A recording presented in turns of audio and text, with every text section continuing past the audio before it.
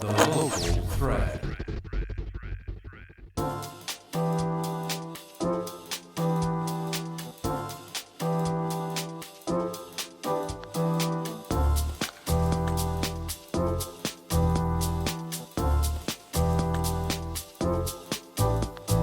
Hello, greetings, and welcome to A Moment of Truth.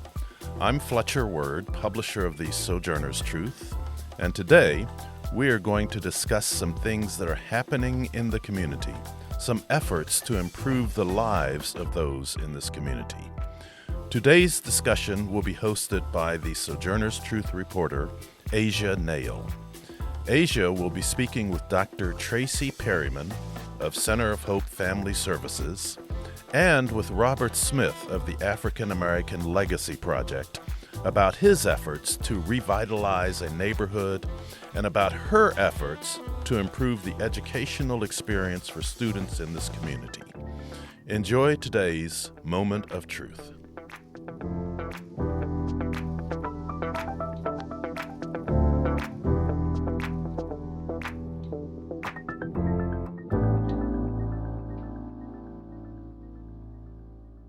Hello and welcome to A Moment of Truth. This is Asia Nail.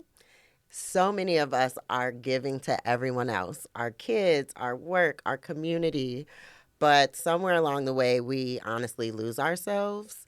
And I was thinking, my mom, she was a single mom working hard in the background, and even myself, I've seen firsthand what running on empty looks like. So today, my guest knows how to turn that burnout into balance. Dr. Tracy Perryman, welcome. Thank you so much for having me. This is really exciting. Oh, I'm so excited too. Can't wait to talk to you. Dr. Tracy Perryman is the CEO of the Center of Hope Family Services and creator of the Elevate series. So now, Dr. Perryman, before we dive into your work, take us back. What moment shaped your passion for empowering other people? I would say that goes back to my earliest memories in school. I was always that child that noticed the child that was lonesome or felt sad for whatever reason. And I always felt compelled to be that extra friend to someone who is in need. And as I grew older and more mature through high school and college, I found that children gravitated to me. And so still having that sensitivity, I tried to figure out how I could best meet their needs, whether it was through mentoring, whether it was through tutoring. And then I became acquainted with their parents and young working women, and they seemed to gravitate to me as well. Mm-hmm. And so I continued to feel that need in the best way I knew how at the time. And then over the years, I became educated and equipped with the skills to do it effectively and to impact more than 5-10 children, 5-10 women at a time. Yes, you're got a big workload, but you seem to handle it so eloquently. I love watching all of your snippets on social media, and they're just very inspiring, very helpful. Well, thank you. It's been a lot of trial and error. To be honest with you, if you are seeking to grow, it's going to be mostly error. Yeah. But what I try to do is be very honest about what it costs to do the work that I seek to do and some of the mistakes that have been made.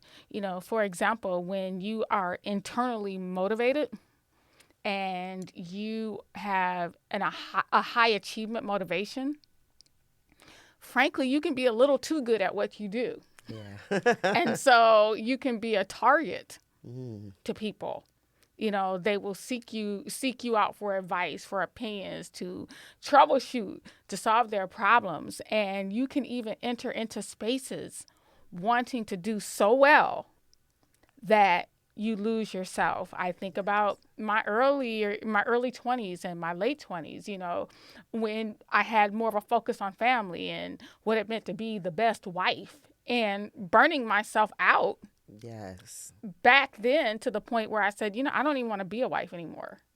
and then going through the journey professionally, growing something from the ground up, and not being able to see the results of your efforts right away, and dealing with the scrutiny and often the ridicule that it took, and pushing and pushing and pushing because I'm going to prove people wrong. And so I could say it took me into my 40s to really understand what I want to do aside from performance or performing well. And then I was 45 before I really leaned into this is what I want to do, and I really don't care who likes it. No, I definitely can speak to that. In my 40s, I don't know, it's something about your 40s. Like, you just know who you are, and you settle into your confidence, I think, right? Well, I really want to speak to kind of what you were just saying about burnout. I just feel like many of us are just giving, giving, giving, but we don't ever really refill ourselves. So you teach practical ways to lead from wholeness, which I love. What's one shift that really helps people refuel, do you think? So you must plan quiet time for yourself.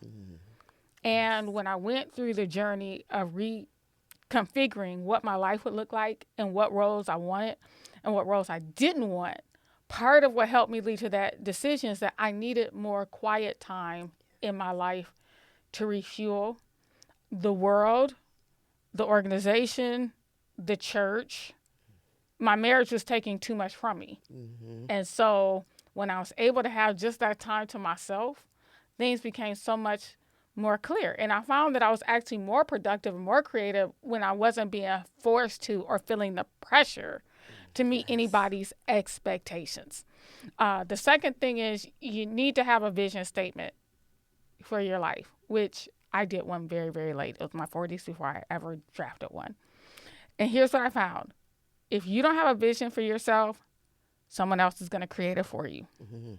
And you cannot negotiate for the things you want in your life if you don't know what it is you want. So create a vision statement and then know the things that you enjoy without expectation.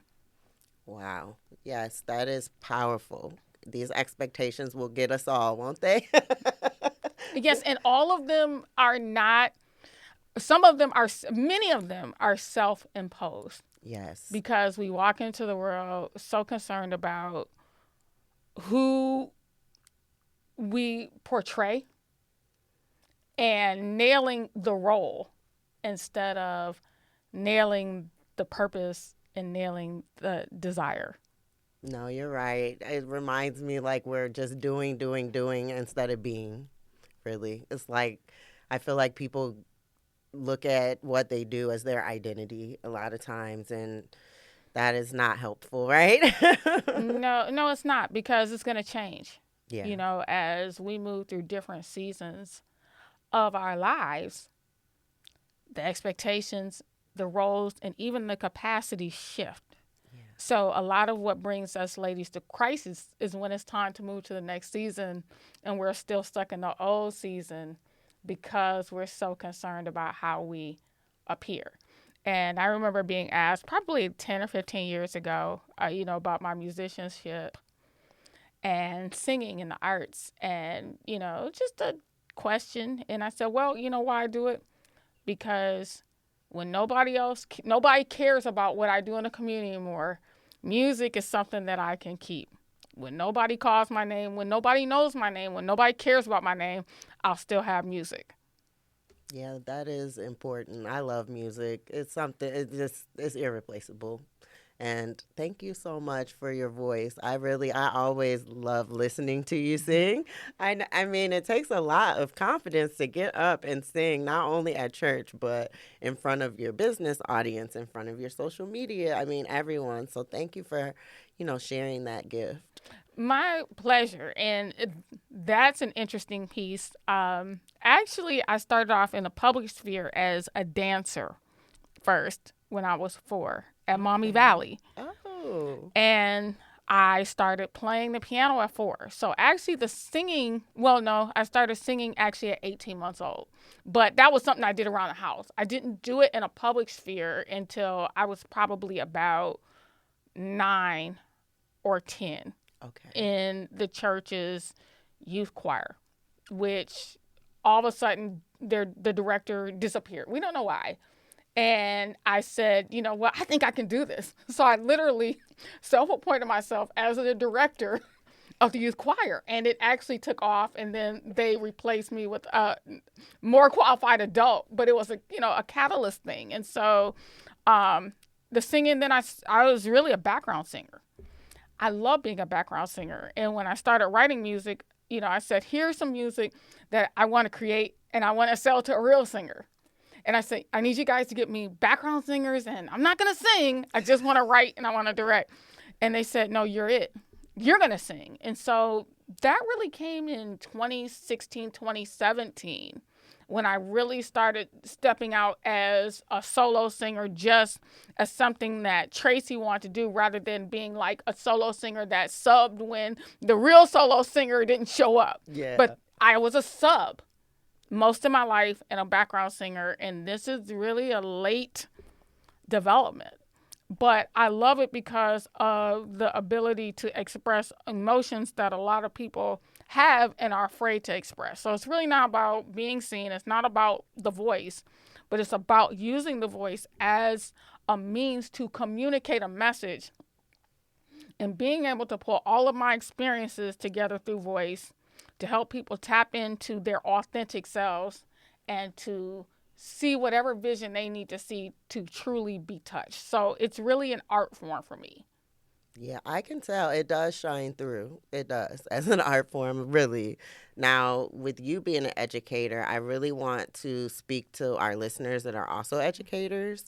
As far as those who love their students, but they just feel like they're not making a difference anymore, what would you say to help them stay motivated?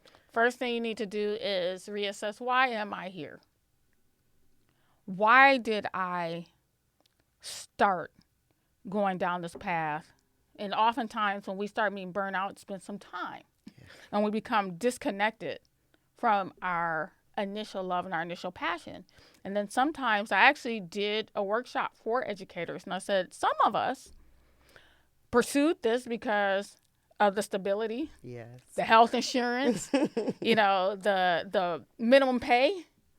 And over time, that shows. All right. And so when we are losing effectiveness, sometimes that's the crossroads where we need to have the honest conversations. Is this for us? Do we need to pursue another route? Or do we need to support children in a different way through administration, through advocacy? Is the classroom really still where we're most effective? Yeah. And does it resonate with our first love? So I say that first. And then I ask educators, how much time are you spending on developing and growing yourself as an educator? We all go to professional development. But when is the last time that you went to a professional development that really spoke to your passion as an educator and what you are endeavoring to accomplish? And did you go because you wanted to or because somebody told you to? And what creative ways? I mean, now with technology, we can do a lot of research ourselves. True. You can find a lot on YouTube. When's the last time you took a little time just to browse through YouTube and see what other educators are doing? Because I'm inspired every day through YouTube. And then figuring out how I can use those wisdoms and add to my wisdoms. And then also consulting with the children. When's the last time you included your children in your curriculum development and your classroom programming? Because they're honest. Oh, they'll tell you if it's not landing. That's true. Look. And a lot of times I have sat, usually every time I still teach. Actually, I still teach. I'm teaching theater and music now. And I go into the schools and teach. And I prepare a lesson. And I remember in COVID, I used to teach online. And, it'd be dinner time. My mother would say, well, you're done. You still working? I said, well, I need to sit and look at what landed and what didn't land. And there have been times where I'll sit down, take an hour after I get done, and I think through it. And a lot of times, and I'll tell her, I'm going another route because I looked at where their engagement was. And I said, rather than sticking to my predetermined script, if I can build upon what really resonated, then they're going to grab the concept a lot faster. So I watch reactions not as an ego thing. Okay, that's what landed. So how can we build upon that? and what didn't land, what didn't they understand, so that I can be more effective. So I think those are important. And also, who is supporting you? Where's your support system? None of us can do this alone. You have to be surrounded by good teachers who are in it for the right reasons and who still have the energy to consciously and critically self-assess, reflect, and revise. Yes. Yes, to all of that. Absolutely. Oh my goodness. You just made me think about so many different things when it comes to just life. Life has been lifing, you guys, right? So when it comes to just elevating and raising emotionally strong kids, because you said so much about, like, it made me think about social media and how we do all these things for likes, but we're not really looking at necessarily why, like you just said with the children. Why are they engaged? How can I really get them to understand what I'm teaching? So with today's kids just facing so much pressure in general with the social media, grades at school, what's one thing that you think parents can really do tonight even to help their children feel seen or even safe? Well, I think the first thing is we need to deal with our own stuff. And we got to education, but we kind of went around the way, and that was for a reason, because we only can show up and be totally present when we are clear about how we got where we are, what excites us, and what motivates us, and even what are those sore spots, and being honest with ourselves about where we are, where we want to go, where we want to be. There's a lot of times we're not present with children because our minds are so cluttered with things that we were afraid to process. Yes. So first we need to process our own baggage and look at ourselves honestly and be okay with what we see. And then put the steps in place to be healthy and whole ourselves. That's very important. Now in the short term, with children, it's very simple. Truly be present and observe. A child's eyes will tell you so much if you only watch. When they're quiet, when they speak, why they're quiet, why they speak, tells you a lot. Pick up on their nonverbal behaviors. The majority of communication is nonverbal. True. Yes. Address their spoken needs and their unspoken needs. They learn through play, and we learn through watching them play and watching them interact. And following up on those things. Where there is structure, where there is attentiveness to their needs, children feel seen and they respond. And then really listen. Yes. Without being so quick to speak and to clarify and to be right. Let children talk. And do not ask them questions that they can satisfy with a yes or no. Make them open-ended, but give them time to think and respond. We have a hard enough time processing our own emotions. How is a child supposed to really know how to tell us That's true. everything Yes. that's on their mind? So also knowing the social emotional benchmarks per age and what are appropriate responses for the age. And then also doing the research so we know the appropriate response in turn for age. Yeah, that is very helpful to our listeners. I know that will be helpful. And it made me think about my grandmother always saying, you have 2 ears for a reason and 1 mouth so that you can listen more than you speak. Mm-hmm. So, yes, thank you for that actionable tip. Now, as far as parents just bringing home some of that connection or not therapy, so to speak, but just those therapeutic tools, really. Do you have any simple rituals or routines that you recommend for parents that are trying to figure these things out? So I always go back to the vision, right?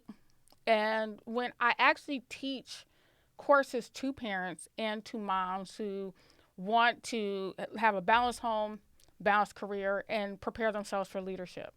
And I tell them, you need to set a vision for your household. Yes. And a vision rooted in structure. There needs to be a daily schedule. Children feel secure where there is structure. I didn't say rigidity. I said structure.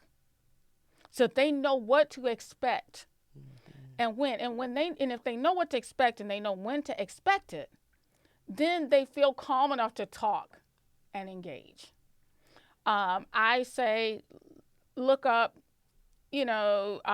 shows that deal with issues for children your age, and just ask basic questions about how they're feeling about it. Also ask questions about what they're watching, because that provides you many opportunities to redirect assumptions that may not be true. So my parents used to watch, MTV and BET, the videos, so that if there was something there, not to shield us completely from, because we're going to see it one way or the other, but to help us understand and make sense of what we're watching. So I remember, in our generation, I think in the 90s, we were the first that really got comfortable with showing our skin. Yes. Like, we really brought that through. And so, our parents' generation would talk. And so I remember seeing this old Parliament video, and they were up there in diapers. Oh, yes. So I told my dad, I said, listen, y'all was wearing, your musical icons were wearing diapers on stage. And here's what he said. He said, but we had sense enough not to go put one on. He said, we understood that was entertainment. He said, that's the problem. Your generation is confusing entertainment with reality, and we knew the difference. So, of course, there are calming apps, there are meditation apps that can help you and your children relax. But you have to get to the source of what's causing the anxiety. And it is from us grown-ups all the way down, is faulty assumptions. Mm-hmm. And where we can correct faulty assumptions about expectations, about beauty, about intellect, because there are multiple intelligences. And where we can affirm our children and their strengths where they are, when the issues come, when the challenges come, they're much better suited to address them, and they're much more comfortable coming to you for help. Wow, that is amazing. You've helped me tremendously with my own children. I thank you kindly. Now, I do want to shift, because I know your Elevate series doesn't only include educating children, but also women leaders. Mm-hmm. You talk about elevating women leaders, but what about the woman who just really honestly doesn't see herself as a leader yet? Where should she start? Well, first thing, you lead your household. So all of us are leaders. So there is someone within our sphere or in our circle that looks to us as a figure of support or knowledge, usually. So most of the time we're leading without giving ourselves credit for it. Okay. So the first thing is give yourself credit for what you do. The second thing is you can't be ready and get ready at the same time. So you have to start thinking about your future. You need to be putting in place what needs to be done to be the leader that you're imagining in your head. You're probably already doing it, but I'm speaking to the lady that thinks that leadership is being the CEO of a Fortune 500 company right. or leading an organization. You have to start getting ready. Mm-hmm. Otherwise, you'll never be ready, and you will never be there. Also, it's not about the title of the position. It's about the elements you love. If you're able to convene people and they become excited about a purpose or a project, you're leading. If you're able to come in and help resolve conflicts, you're leading. If you can see need and figure out how to address needs, you're already leading. So forget about the title and spend more time leveraging those strengths that you're already rocking, right? That are the qualities of a successful leader and not just a leader with a title. So I think that those are the things that I would recommend to a lady who doesn't see it yet, but definitely is already operating in her unacknowledged gifts. Yes, that's the one. I love it. It reminds me of the saying, stay ready and you don't have to get ready. Mm-hmm. And also my newest favorite thing is the best skill set that you can have is figuring it out. That is so true. That is so true. Right? So between those two, I really feel like these future women leaders are in good hands with that advice. My last question for you is, I know you do a lot of research when you write your books and just for everything that you do, which is amazing. So my question for you, with all the research that you've done and just your everyday life and the leaders that you meet, in your Elevate series book, Women Leaders, what are the common threads and the similarities that you found with all women that lead? So I think the first is that they define their own. So I would say this: they have their own definition of success. Times change, context changes, positions change. And so they're not stuck in the position of the moment. And with that said, they're not afraid to make what the world would deem to be mistakes. They're not afraid to be what the world would determine a failure. And with that said, that is the way they find balance. When we define what's important, when we define success for ourselves, then we can say no to a position or a route or avenue that we really don't want. And that leaves space to build homes that we love, sanctuaries that we love. That gives us the confidence to be in tune with our families, because it's a shame to be a success in everyone's eyes and at home. You have no connection to your partner, your children. And the results of that will come one day, right? Yes. Also balance in our mental wellness, because we're investing time in building ourselves up and things that we enjoy, rather than just spending all our time seeking approval from others. Also, ethics and character. Doing right things, even when we don't look or appear right to everybody. Those are the things that help us sleep at night, so that we are creative, we are innovative, we're ready to address the challenges of the next day. Yes. Creativity. Like you said, you gave the quote. One of the greatest skills is being able to figure things out, right? And not expecting everything in life to be handed to us on a silver platter, right? Right. And I would say, finally, that vision. Everything comes from a vision. A vision helps us negotiate what we want and negotiate the steps to get there. The vision is what helps us know when to say yes and when to say no. Well, there you have it, everyone. Dr. Perryman, thank you so much. Thank you for sharing your light and your leadership with us today. Thank you for the invitation. It was an honor.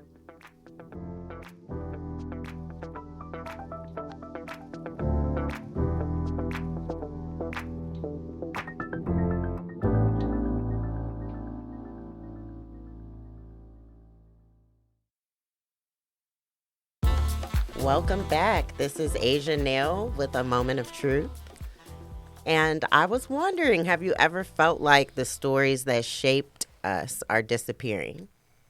Neighborhoods full of history, yet most of us, honestly, we just never hear the names. We never saw the faces. And my guest today said not on his watch. Mr. Robert Smith is the founder, president, and heart and soul of the African American Legacy Project of Northwest Ohio, now for 20 years. He turned preservation into purpose. So welcome to our show. Thank you, and thank you for having me. Absolutely. It's an honor. Well, my first question for you, Mr. Smith, I want you to take us to the beginning. What inspired you to create the AALP 20 years ago? Oh, if you would look today, you see a plethora of people and organizations interested in the African American experience. When we got started, it wasn't so. So in many cases, you can say that over the 20 years, we've been very successful. It came down to my growing up in the city and our community being so close knit that you were compelled to know the stories. It was organic. The attorney lived in the same neighborhood as the educator, who lived in the same neighborhood as the physician, who lived in the same neighborhood as the average worker, who lived in the same neighborhood as the minister.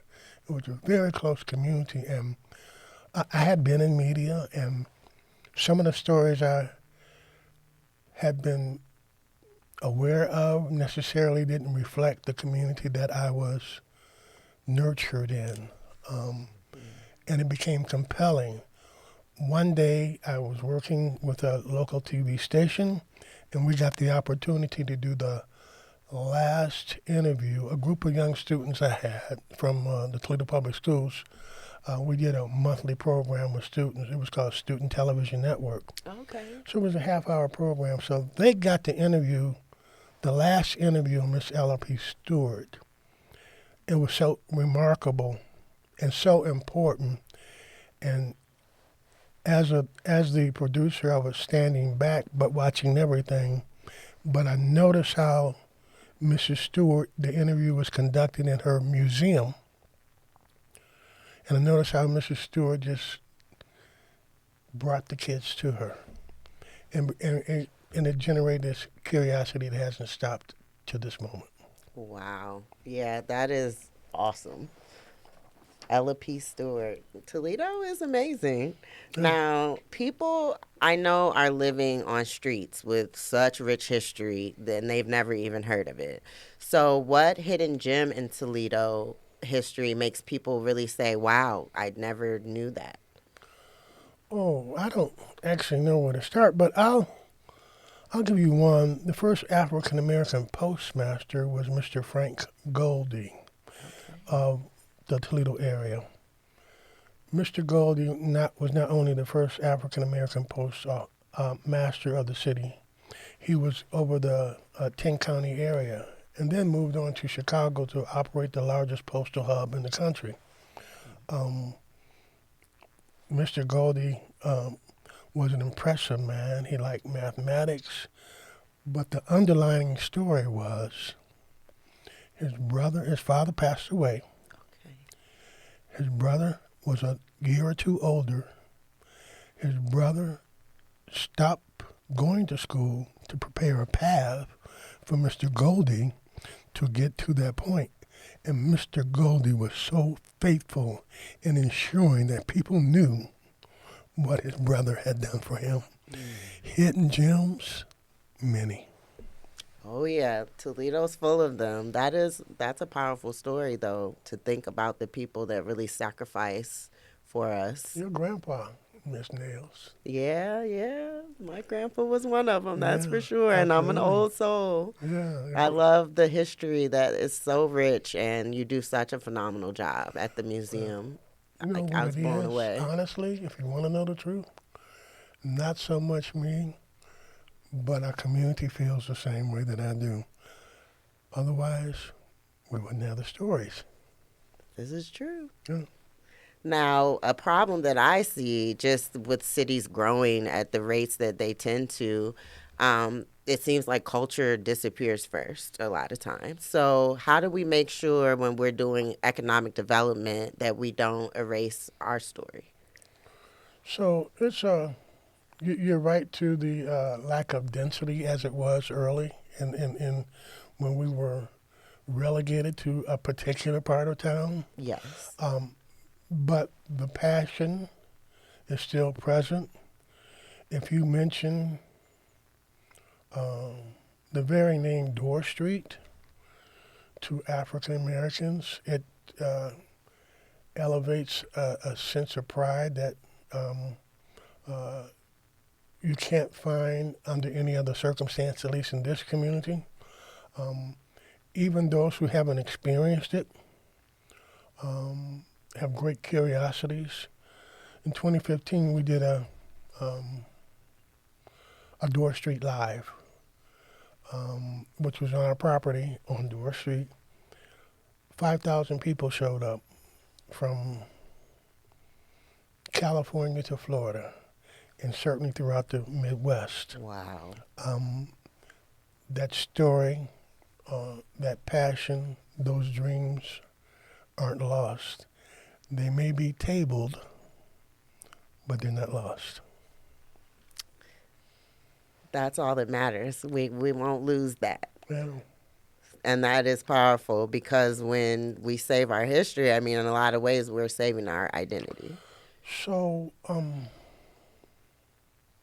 critical to this process is we do a lot of tours with young teens and adolescents, and the precursor to them beginning the tours, we always let them know, take a very close look to the images on the wall because you could well be seeing yourself.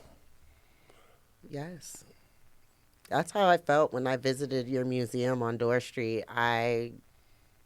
It was people that either I've never seen before, people that I haven't seen in years, Yeah. people that have passed on, just huge legacies and lineages. It was, for anyone listening, you absolutely want to take the time to go to the AALP Museum on Door Street. So you could look at this and go, that place defies the stereotypes, and you would be correct. But that place is this place where dreams, legacies, and futures are nurtured. Hmm. Yeah, that's the word, nurture, Yeah. because that's how I felt when I walked in. It was like family, you know. Yeah. So now, as far as just youth and leadership, just community in general, I know that people think success means leaving home, and I was honestly one of those as well. I went to college and had my out-of-state experience, but I'm really glad to say that I did come back. So now, what do you say to people just about building right here where they are? So when this, just a few weeks prior to my getting the opportunity to come and talk to you, we created a subsidiary, and it's called the Art Tatum Historic Business District, which coalesces with what was the Door Street Corridor. The subsidiary is to nurture, define, make sure Mr. Tatum's legacy is coagulated in one place. And more importantly, take that opportunity to build upon the legacy, but also to help to begin to revitalize community. What's important about that is we have a global view. Not just a global view, it's three-tiered: neighborhood, city, globally. Mr. Tatum embraced everyone. In his first note, even for this subsidiary, sets the tone to create the symphony, to create the harmonies that will help to rebuild our community in total. We don't differentiate. We do take a close look at where our community is today, and it's our every effort to get to begin to revitalize it in an extraordinary way. People say, it can never be what it was. And I say, yeah, it could be better. Yes. If we take all that we've learned, you've been places, I've been places, and many others, and if we can, this cross-cultural experience on top of it, we can build something. King Lincoln District, Columbus, Kansas City Jazz District, along with the Negro Baseball Hall of Fame, Black Wall Street, Tulsa's Rising, what they call.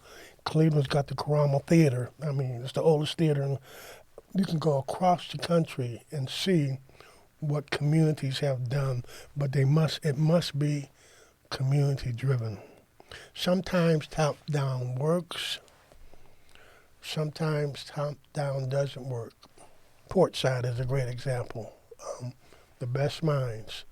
But the passion comes from within. So we And we don't suggest that we don't bring people to the table from every source and resource, but we do suggest that we need to have the opportunity to frame this based upon the experiences of the community. Yes, and that is powerful that it's a global, I mean, it's being where you're planted is okay. You can absolutely become whoever you want to be. And If you're going to dream, yes, it can become something national. Yeah, leaving home is not required. so, one of the platforms that we have was we want to nurture young leadership. We started something in 2025 called Next Gen, or the next generation of leadership. Those are students, sophomores and juniors and seniors in high school through sophomores in college.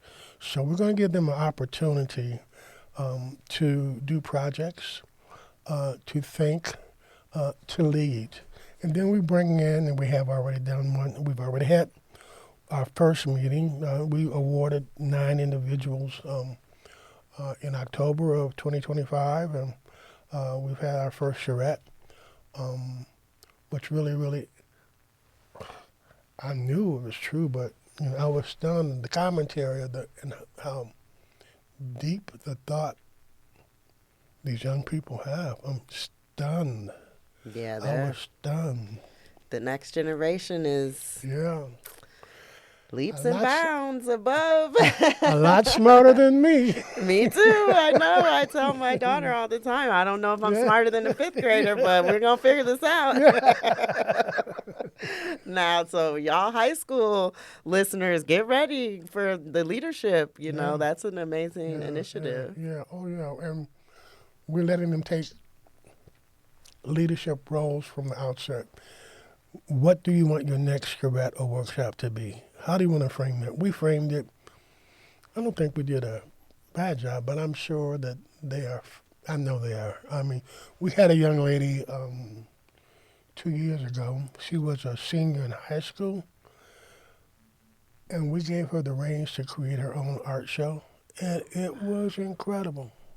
I bet. I mean, with you saying that, I was just thinking, um, how do regular people, how can they see themselves more as leaders? Just people in our community, barbers, hairstylists, single moms, teachers, just regular people, church folks. They're the backbone of our community. How do you feel like we can get them to see themselves as leaders? Well, I'm going to say this. When you get up every morning, you're leading. Yes. So we, when we created the subsidiary, we made sure that we created opportunities for everyone to get involved. And we kind of like listen a lot. And listening can be an art form. Sometimes you want to say something, but the best thing you can do is to be silent and watch what unfolds. So I think we have, out of the people that you name, I think we have extraordinary heroes already waiting to flourish. So I think I'm so in love with, some people say, I always say, be careful of those tools of measurement that you use. If you use traditional tools of measurement to determine success or failure, you could be in trouble because you don't have all those other things, supportive tool platforms to keep you there. You have to look very closely, and I see it all the time. I see cross-generational cooperation and interaction. I see people who normally wouldn't, in the legacy project, who normally wouldn't coalesce with each other on a day-to-day basis, a professional versus a semi-professional. So it's there. We just have to be very much aware. We are fluent in our own conversation. Mm-hmm. I know that you have said to me many times that you're preserving the past, but you're also preparing people for the future. So now,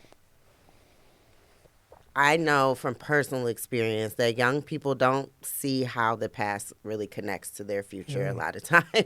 I know I didn't. When you're young, a lot of times you don't think that far out or back.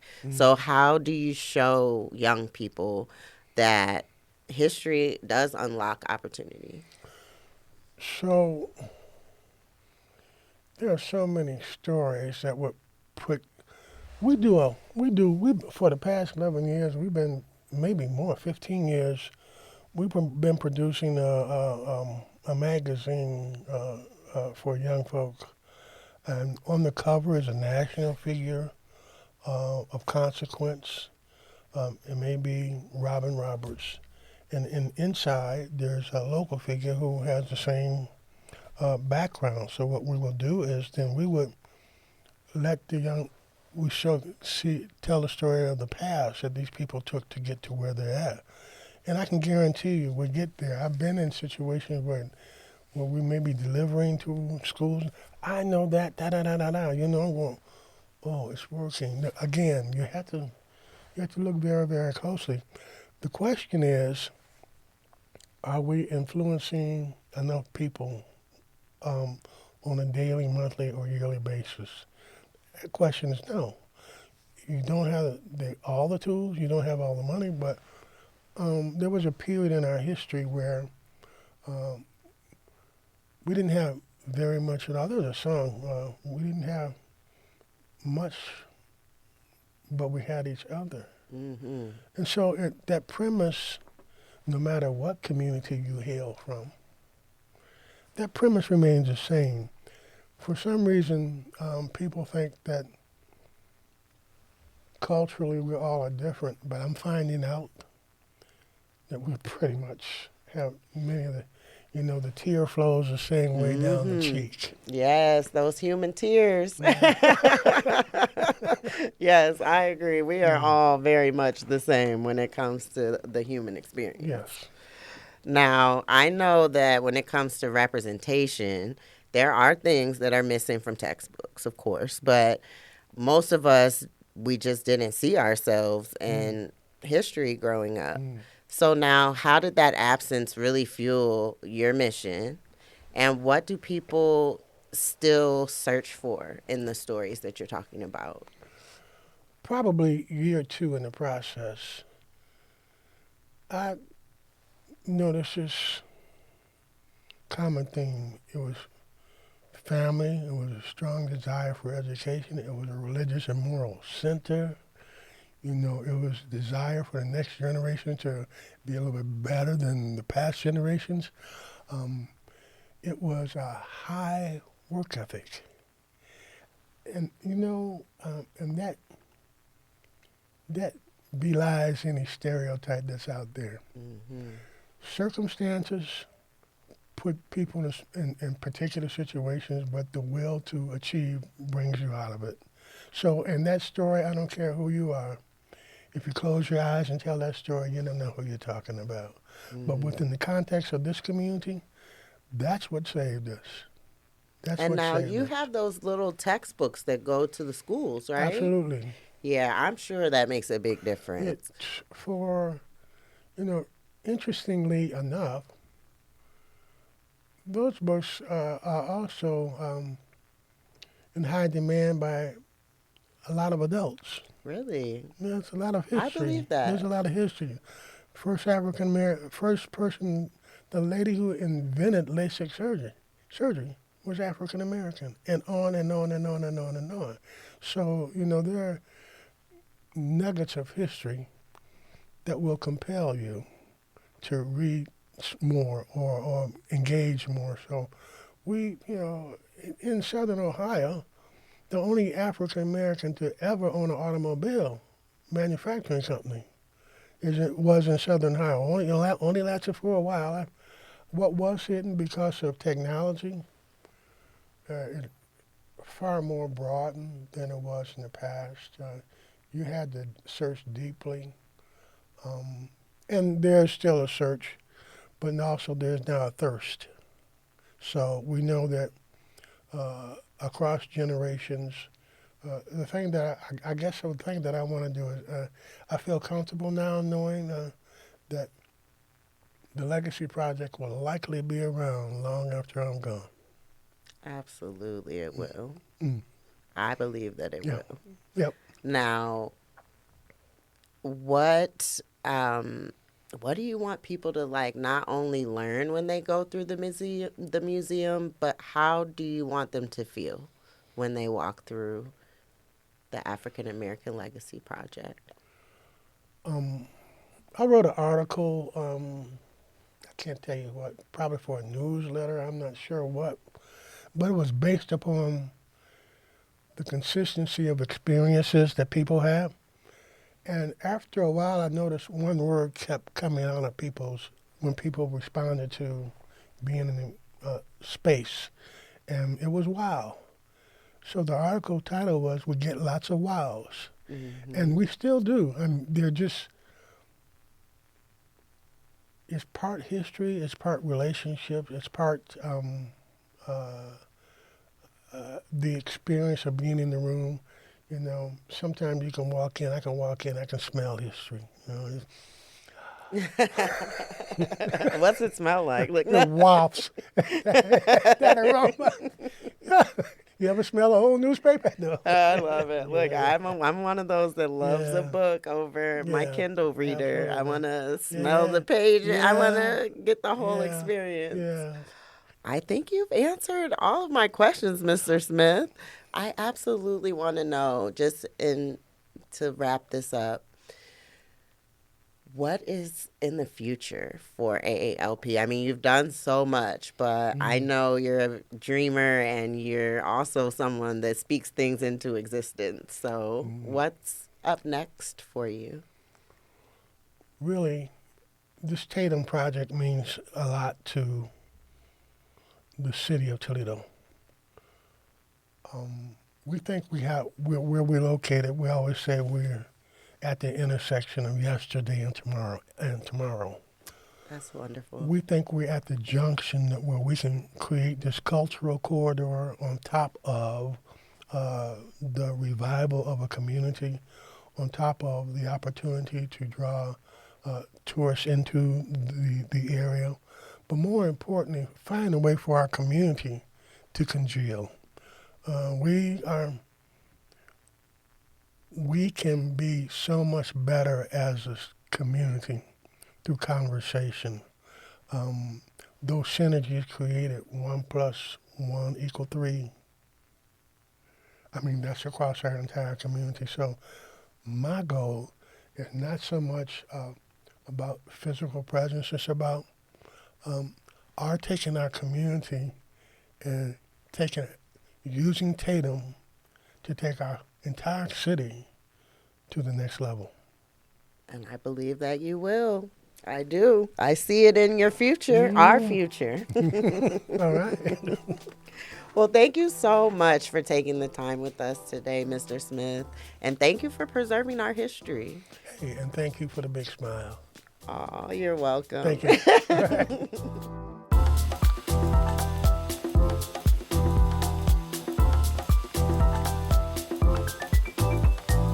Thank you for listening to today's show. I want to thank Dr. Tracy Perryman from the Center of Hope Family Services and Mr. Bobby Smith of the African American Legacy Project of Northwest Ohio. Thank you to WGTE and the Sojourner's Truth. I am Asia Nail. This has been a Moment of Truth.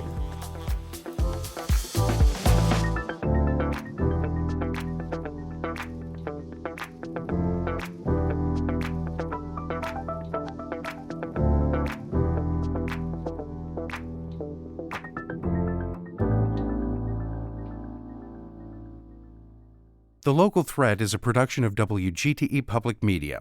Episodes can be heard weeknights at 7 on FM 91 or anytime at WGTE.org.